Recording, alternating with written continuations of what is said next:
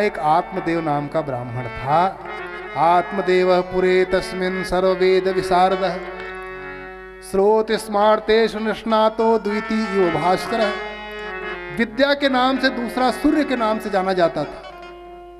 पर एक समस्या थी, वो आत्मदेव नाम के ब्राह्मण का कोई संतान नहीं था और बेटे न रहने के कारण बड़े दुखी थे। जिसके संतान नहीं हो बहुत लोग दुखी रहते हैं।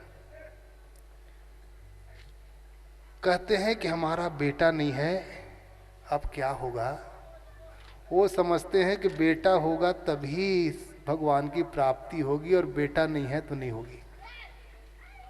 ये लोग सोचते हैं, लोग सोचते हैं।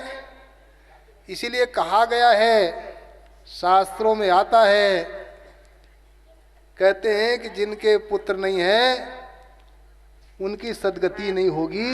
अपुत्रस्य गतिर्नास्ति स्वर्गो नहीं वच। ऐसे देवी भागवत के एक प्रसंग है। जिनके पुत्र नहीं है वो बहुत दुखी रहते हैं, क्योंकि पुत्र उसको कहते हैं पुण्नाम नरकात् त्रायते पुत्र। पुत्र कहते हैं जो अपने पितरों को पुण्य नाम के नरक न जाने दे, नरक से जो बचा ले, पिंडदान करके तर्पण करके कथा सुना करके अपने पितरों की रक्षा करे, नरक से रक्षा करे, उनका नाम पुत्र। उसमें पुत्रता होती है, उसका नाम पुत्र होता है। और जो जीते जी नरक में भेज दे उसका क्या नाम? क्यों जी? पुत्र वो जो नरकों से बचा ले उनकी सद्गति होती है, ऐसा कहते हैं। पर जिनके पुत्र नहीं है उनकी सद्गति होगी कि नहीं होगी? क्यों भाई? जिनके पुत्र नहीं है उनकी सद्गति होगी कि नहीं होगी? कि नहीं होगी? साधु महात्मा कितने बेटे होते हैं? साधु सन्यासी के बेटे होते हैं, तो उनकी सद्गति होगी कि नहीं होगी? अगर सद्गति नहीं होनी होती तो साधु बनता क्यों? साधु ही नहीं बनता। इसका मतलब बिना बेटे के भी साथ उनकी सद्गति होगी। तो ये समझना पड़ेगा कि पुत्र किसको कहते हैं, पिंडदान क्या है, श्राद्ध क्या है, ये सब समझना पड़ेगा। पिंड कहते हैं शरीर को। यथा पिंडे तथा ब्रह्मांडे, महाभारत का वचन है। व्यास जी लिखते हैं जैसा ये पिंड में है वैसा ही ब्रह्मांड में है। ये छोटा मॉडल है ब्रह्मांड का। पिंडदान मतलब ये शरीर को भगवान के चरणों में अर्पण करना असली पिंडदान है। वो भी पिंडदान है, उसका भी महत्व है, शास्त्र कहते हैं, इसलिए व्यर्थ नहीं हो सकता। असली पिंड है शरीर। इस शरीर को जो परमात्मा में अर्पण कर देता है, बेटे का क्या भरोसा, धुंधकारी की तरह हो जाएगा तो क्या करोगे? बहुत कमाओ, पूत सपूत तो क्या धन संचय, और पूत कपूत तो क्या धन संचय। पुत्र अगर कपूत अगर हो गया तो कपूत होने के बाद तुम्हारे जितने स्वर्ग में गए हैं पीतर सब पैर पकड़ कर खींच देंगे, चल नरक चल, तू कहाँ स्वर्ग जा रहा है? नहीं जाएगा, ले जाएगा। और सपूत रहेगा तो नर को भी स्वर्ग में ले जाएगा। तो पुत्र जिनके नहीं है उनको ज्यादा दुखी नहीं होना चाहिए, क्योंकि अपने आप को भगवान में आप अर्पण कीजिए। और जिनके बेटी है उनकी सद्गति होगी कि नहीं? बेटी बेटी है तो उनकी भी होगी, क्योंकि बेटी के बेटे को भी वही अधिकार है जो बेटे को होता है। इसलिए उनको चिंता करने की बात नहीं है। पंडित जी बड़े दुखी हुए, सोचा ये जीवन का क्या मतलब, जिनके घर में पुत्र नहीं है, कर्मकांडी था, इसलिए जंगल निकल गया। और जंगल निकल करके सोचने लगा, धिक जीवितम प्रजाहीनम धिक गृहं च प्रजा बिना, धिक धनम चानपत्यस्य धिक कुलम संतति बिना। बिना संतति के सब बेकार। जंगल चला गया और जंगल जाकर के सोचा कि मैं मरूंगा, रस्सी पकड़ी, फांसी लगा के मरूंगा, और जंगल चले गए। जंगल जाते गए पर मरे नहीं। जो पेड़ देखते समझता यार ये पेड़ ठीक नहीं मरने लायक, थोड़ा आगे वाला पेड़ में मरूं। दूसरा पेड़ देखेगा ये भी फांसी लगा लायक नहीं है, दूसरा पेड़। पहाड़ में पहुंच गए पहाड़ से कूद के मर जाऊंगा, पर पहाड़ से भी कूद के नहीं मरे। जलाशय में पहुंच गया, जलाशय में भी नहीं मर पाए। एक पेड़ के नीचे बैठ गया, रोने लगे। रोने की आवाज एक महात्मा ने सुनी। महात्मा ने सोचा एक घोर बियाबान जंगल में कौन है रो रहा है। पास आए, आकर के देखा, देखते हैं कि एक पंडित जी माथे में तिलक, कंधों में यज्ञोपवीत जनेऊ, धोती पहना हुआ, चोटी सिखा रखा हुआ रो रहा है। उनसे पूछा, महाराज क्यों रो रहे हो? उस पंडित जी ने कहा, क्या बताऊं साधु बाबा, मेरे कोई पुत्र नहीं है। ऐसे बिना पुत्र के कारण मैं रो रहा हूं। वो जीवन किस काम का जिसके घर में संतति ना हो। उन्होंने कहा, अच्छा तेरे पुत्र नहीं है? कहा, महाराज कोई उपाय बताइए, कोई ऐसा उपाय बताइए कि मेरे पुत्र हो जाएं। महात्मा जी ने कहा, मैं भी उपाय बताता हूं। उन्होंने कहा, ऐसा करो, आप गाय पालो, गाय पालोगे तो उसके बल पर पुत्र हो जाएगा। महाराज जी ने कहा, पंडित जी ने महाराज ये करके देख लिया। पाल लेते या मया धेनु सा बंध्या सर्वथा भवेत। जो गाय पालता हूं सो बंध्या हो जाती है, वो भी आती नहीं। अच्छा है, वृक्ष लगाइए, वृक्ष भी 100 पुत्रों के बराबर माना जाता है एक वृक्ष। कहा, महाराज मैंने वृक्ष भी लगा के देख लिया। जो मैं वृक्ष लगाता हूं, यो मया रोपितो वृक्ष सोपी बंधत्व माश्रेत। जो वृक्ष लगाता हूं सो भी न फलता है न फूलता है। अच्छा मैं दूसरा उपाय बताता हूं। उन्होंने कहा, महाराज दूसरा उपाय मत बताइए, सकल कर्म कर थक्यों गोसाई। सारे कर्म करके देख लिया, मैं पंडित हूं, पढ़ा लिखा हूं। विवेकेन भवेत किम, मैं पुत्रम देहि बलादपि। विवेक मत बताइए, महाराज दे सकते हो तो पुत्र आप दीजिए, नहीं तो आप यहां से चले जाइए। महात्मा जी ने कहा, पुत्र लेकर के करोगे क्या? हे पंडित जी, ये पुत्रों से बहुत दुख मिलता है, बड़े बड़े लोग दुखी हुए हैं। उन्होंने कथा सुनाई, अपांगम पुरा तथा संतते सगरो दुखम अपांगम पुरा तथा। सगर के 60,000 पुत्र थे, सुखी नहीं हुए, सब जल गए ऋषि के ज्वाला से। अंग का वेन नाम का पुत्र हुआ, बड़ा नालायक निकला। ऐसे पुत्र लेकर के तुम करोगे क्या? उन्होंने कहा, महाराज तो क्या करूं? का तू साधु बन जा। आओ तुमको मैं मंत्र बताता हूं, दीक्षा देता हूं, तू साधु बन जा, क्योंकि साधु जीवन बहुत सुखमय जीवन है। सन्यासे सर्वथा सुखम, सन्यासी जीवन सुख को देने वाला है। आप आइए, सब आनंद आपको मिलेगा। उन्होंने कहा, महाराज साधु जीवन बड़ा दुखदाई है। तुम क्या जानो साधु लोग कि क्या साधु गृहस्थ में सुख है। पुत्रादि सुखहीनोयम संन्यास शुष्क एव ही। गृहस्थ है सरसो लोके पुत्र पौत्र समन्वितः। उन्होंने कहा पंडित जी ने, महाराज ये जो गृहस्थ जीवन है, पुत्र पुत्रियां नाती पोते, जब किलकारी बच्चों की आंगन में गूंजती है तो जो आनंद है वो सन्यासी क्या जाने इस आनंद को। जब चाहे तब चाय सामने आ जाता है, बना के देने वाले होते हैं। साधु को कोई देगा? खाने की इच्छा है, गरम गरम तो बनाया मिलता है। अब ये साधु सन्यासी क्या जाने, ये सुख आनंद नहीं है। आनंद जीवन तो गृहस्थ सरसो लोके पुत्र पौत्र समन्विता, ये सरस जीवन है गृहस्थ जीवन। और ये साधु का जीवन संन्यास शुष्क एव ही, ये तो शुष्क जीवन है।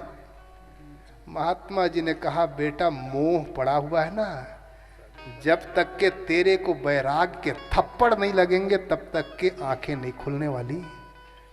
तू अभी मोह के चक्कर में पड़ा हुआ है, इसीलिए कड़ुआ नीम भी मीठा लग रहा है तेरे को। जब तक के ऊंट पहाड़ के नीचे नहीं आएगा भरभस नहीं टूटने वाला। तू अभी चक्कर में नहीं पड़ा है, इसीलिए आनंद कह रहा है कि आनंद आता है। जिनको गृहस्थ का डंडे पड़ते हैं उनकी आंखें खुलती है।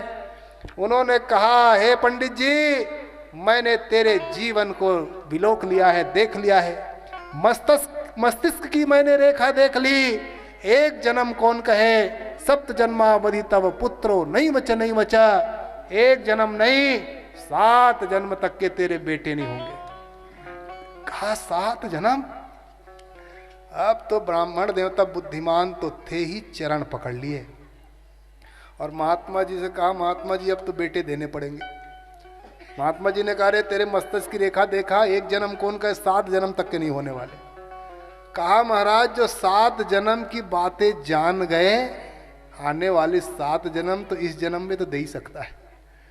अरे हमको तो कल का पता नहीं, कल क्या होगा। अरे कल तो छोड़िए, अब 1 घंटे बाद क्या होना है, पीठ पीछे क्या हो रहा है, सो पता नहीं है। ये तो जो त्रिकालदर्शी महात्मा है वही जान सकते हैं, और त्रिकालदर्शी तो केवल परमात्मा है। अर्थात आप परमात्मा के रूप में यहाँ पधारे हैं। 7 जन्म की बातें आप बता दिए, तो इस जन्म में बेटा तो जरूर दे सकते हैं। आप हमको पुत्र दीजिए, और अगर नहीं देंगे तो मैं मरने तो आया ही हूँ, मैं यहाँ मरने के लिए आया ही हूँ। आपके सामने में मैं अपना शरीर प्राणा त्यक्तुम यहाँ गतः, प्राण त्यागने के लिए आया हूँ, और यहीं पे मैं अपना प्राण त्याग दूंगा और नाम तेरे लगा जाऊंगा। सुसाइड पत्र बनाऊंगा, तेरे नाम लिख दूंगा कि इन्हीं के द्वारा मैं मरा हूं। और फिर क्या होगा तेरा, तो सोच ले। क्यों? महात्मा जी ने सोचा, बात ठीक कह रहा है, मैं साधु इसलिए बना हूं कि इसी जीवन में मुक्त हो जाऊंगा, और मेरे कारण ये मरा तो इनके कर्म भोगने के लिए फिर जन्म लेने पड़ेंगे। और जन्म लिया फिर ब्राह्मण बना के नहीं, ब्राह्मण भी बन गया तो वैराग्य हुआ कि नहीं, वैरागी बन के साधु बना कि नहीं, और साधु बन के परमात्मा मिले कि नहीं मिले, क्या भरोसा। और फिर पुनरपि जन्म पुनरपि मरणम के चक्कर में पड़ना पड़ेगा। इस जन्म में मैं साधु बन के भगवान को प्राप्त करने के लिए चला हूँ, त्रिकालदर्शी बन चुका हूँ, तीनों भूत भविष्य वर्तमान जानने लगा हूँ, और कहीं चक्कर में पड़ा तो फिर जाने कितने जन्म होंगे पता नहीं। इसीलिए कोई युक्ति बता करके मुक्ति पानी चाहिए। महात्मा जी ने कहा, पैर छोड़। कहा, नहीं छोड़ूंगा, या तो बेटा दो या तो मरूंगा। महात्मा ने कहा, तेरे को बेटा के उपाय बताता हूं। कहा, उपाय क्या है? तू पहले पैर तो छोड़। पैर जैसे पंडित जी ने छोड़ा, उन्हें थैले से एक फल निकाली और फल निकाल के कहा, ये तेरे को देता हूं। क्योंकि साधुओं की झोली में 4 पुरुषार्थ विराजते हैं, काम क्रोध मद लोभ, ये तो 4 है नरक के द्वार।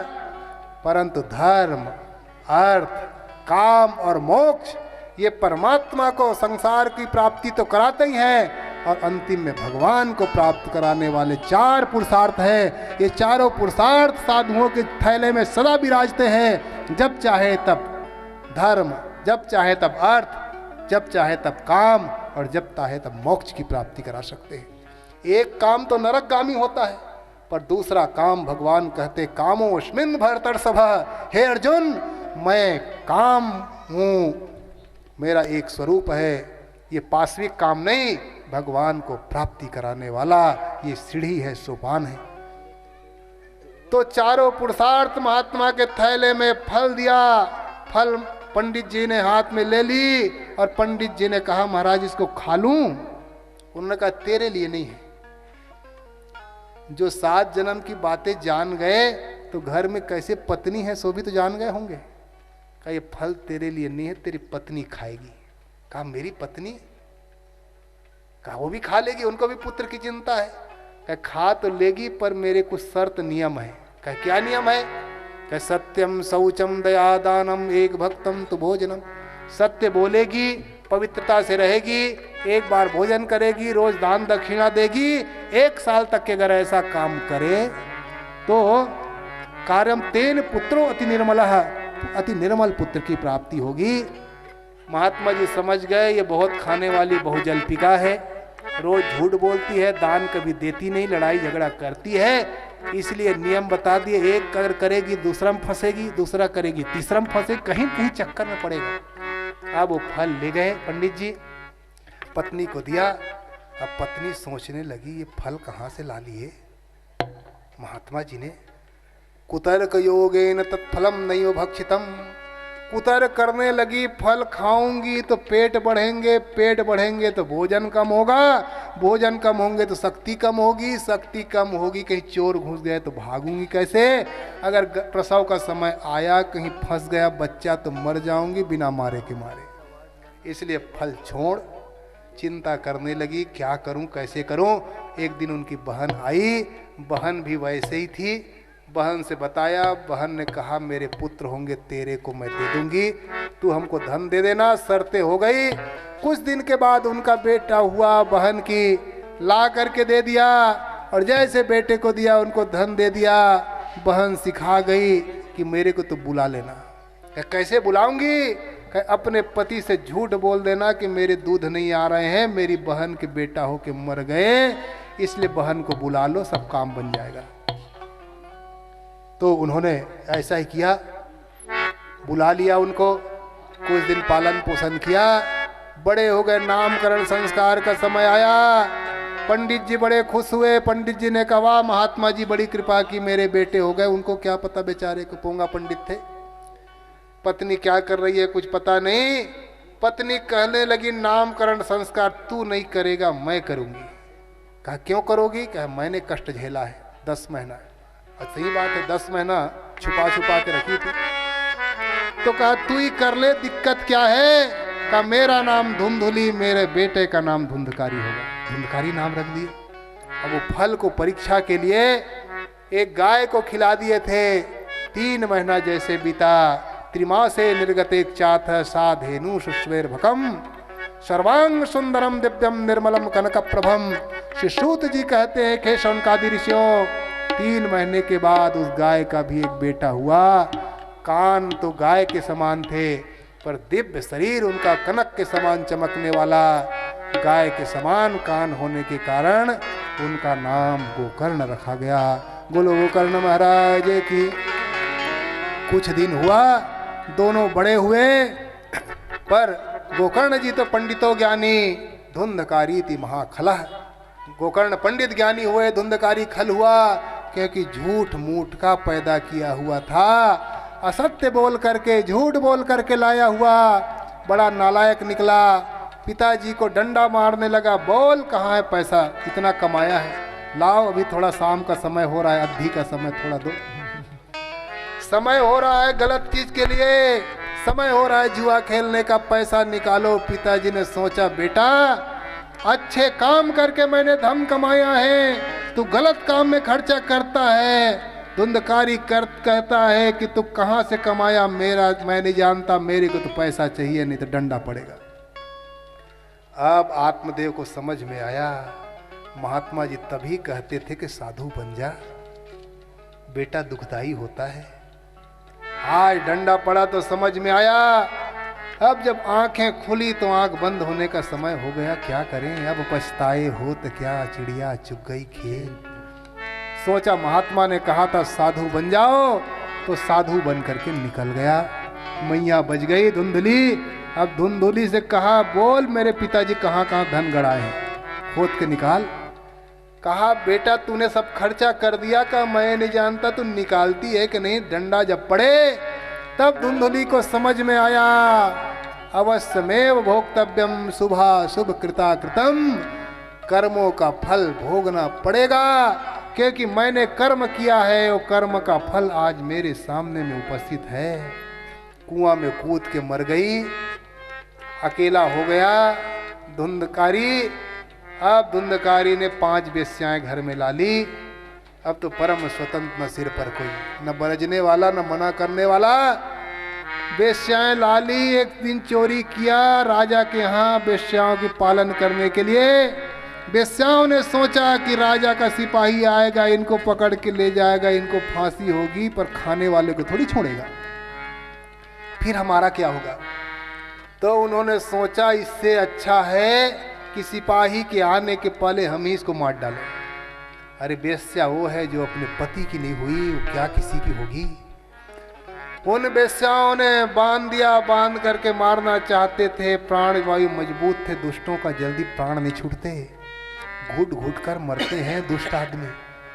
और सज्जन व्यक्ति तो चट और पट, देखते ही देखते सज्जन निकल जाते हैं, पर दुष्ट व्यक्ति जो होता है वो घुटते रहता है। लोग सोचते हैं ये कब मरे, पर मरता ही नहीं, क्योंकि प्राण वायु उनके मजबूत हो जाते हैं, जल्दी छूटता नहीं। अब उन्होंने मारना चाहा, मरे नहीं, गरम गरम अंगारे मुंह में डाल दिए, डाल करके मारा, वहीं गड़ा के भाग गए। गोकर्ण को पता चला भाई मर गया, माता पिता चले गए। उन्होंने गया श्राद्ध की, गया श्राद्ध करके घर आया। घर जैसे आया तो नए नए रूप में प्रेत दिखाई देता है। सकृन में सकृत हस्ती सकृत महिषो भवत, कभी हाथी, कभी घोड़े, कभी गधे के रूप में दिखाई देते थे। महात्मा जी ने सोचा ये क्या आ गया, इतना बड़ा हाथी, इतना छोटा दरवाजा कैसे आया होगा। समझ गए ये कोई प्रेत है। उन्होंने कमंडल से जल निकाला, अभिमंत्रित की, अभिमंत्रित करके छींटा मारा, क्योंकि प्रेत में बोलने की शक्ति नहीं होती। किसी के शरीर में या तो घुसता है तब बोलता है, या तो मंत्रों के द्वारा बोलता है। जैसे उन्होंने अभिमंत्रित करके छींटे मारा, वो बोलने लगा। गोकर्ण जी ने पूछा कौन हो? वो कहता है अहम भ्राता तुदीयोश्मी धुंधकारी नामतः। महाराज मैं आपका भाई हूँ, धुंधकारी मेरा नाम है। कह तू प्रेत कैसे बन गया? का स्वकीय नैव दोषेण ब्रह्मत्वं नाशितम् मया, अपने कर्मों के कारण मैंने अपने ब्रह्मत्व का नाश किया है। कहा मैंने गया श्राद्ध किया, उनका क्या होगा? कहा भैया तू एक बार नहीं, सैकड़ों बार सत श्राद्धैर्न मुक्तिश्चेत्, एक नहीं सैकड़ों गया श्राद्ध करोगे तो मेरी मुक्ति नहीं होगी। कहा क्यों नहीं होगी? क्योंकि आप जब श्राद्ध करते हो तो पिताजी के गोत्र का नाम लेते हो, बिना संकल्प के होगा नहीं। अब मैं तेरे पिताजी का गोत्र का हूं नहीं, मैं दूसरे गोत्र से आया हूं, न मेरे को गोद लिया गया है। गोदनामा का भी संकल्प होता है, अपने में मिलाया जाता है। मैं दूसरे गोत्र का, आप दूसरे गोत्र का उच्चारण करते हैं तो मेरा कैसे कल्याण हो सकता है? और आप महात्मा हैं, इसीलिए माता पिता के बारे में शंका करते नहीं हैं। मेरे बारे में कभी विचार आपने किया नहीं, अगर किए होते तो ये नहीं होता, इसलिए दूसरा उपाय कीजिए। तब उन्होंने गांव वालों से पूछा, गांव वालों ने सूर्य की उपासना बताई, सूर्य भगवान की उपासना की। भगवान सूर्य ने कहा कि हे गोकर्ण जी, इनको आप भागवत की कथा सुनाइए। और भागवत की कथा सुनाते ही जड़स्य शुष्क वंशस्य यत्र ग्रंथि विभेदनम, ये ग्रंथि का विभेदन करने वाला है, क्योंकि जड़ और चेतन में ग्रंथि पड़ गई है। और जड़ चेतन रूपी जो अविद्या की ग्रंथि है, हृदय ग्रंथि बुद्धि में स्थिति होकर के अविद्या के रूप में निवास करता है। इस अविद्या के गांठ को खुलाने वाली ये कथा है। और ये जब कथा सुनेंगे तो विद्यते हृदय ग्रंथि छिद्यन्ते सर्व संशयाः, ये हृदय ग्रंथि खुलेगी और हृदय ग्रंथि खुलते ही उनकी मुक्ति हो जाएगी। तब गोकर्ण जी महाराज ने ये भागवत की कथा सुनाई। तो उस भागवत की कथा सुनने पर उस धुंधकारी की मुक्ति हो गई।